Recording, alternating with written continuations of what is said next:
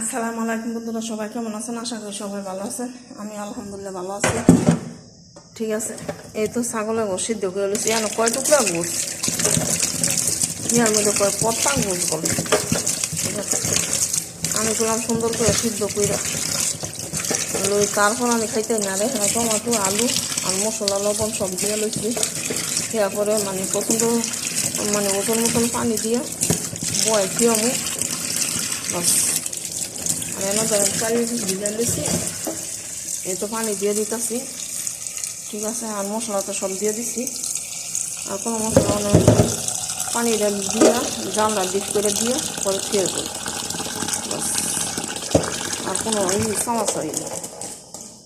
এই তো এখন সব কিছু দিয়ে দিলাম, লবণ সব দিয়ে দিছি। এই যে মশলা বাইয়া উঠছে উপরে। আমি বললাম জীবনও ছাগলের গোছ এমনি লাড়ি না, কিন্তু আমরা দেখানে আসছি। আমি বললাম ছাগলের গোছ একদম আমার না পছন্দ, আর আমি গন্ধ শুনতে পারি না।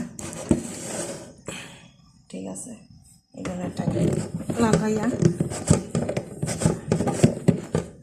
এটা এখন দিয়ে আমি বয়া কিংবা কয়দিন ধরে কিছু বয়াইতে গেলে খালি ফিরা যায়। আজকে জানলার ট্রেনে কমাই দিয়ে বয়াইতে যেত 1-1.5 ঘন্টার ব্যাপার সেপার। জানলা কমাই দিয়ে বয়াইলে সুন্দর মতন আর পানি শুকাই দেব। কি পরিমাণ রোদ বাহিরে, আর যে গরমের ঠেলায় বাঁচা যায় না। ঠিক আছে, পানি কইরা তো চুলা দাদা 12টা বাজে গেছে।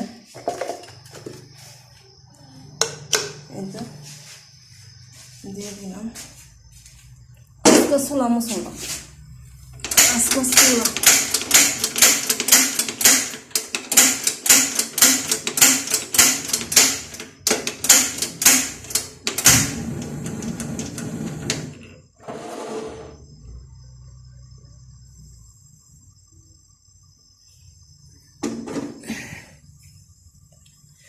এই তো বয় দিয়ে গেলাম গা।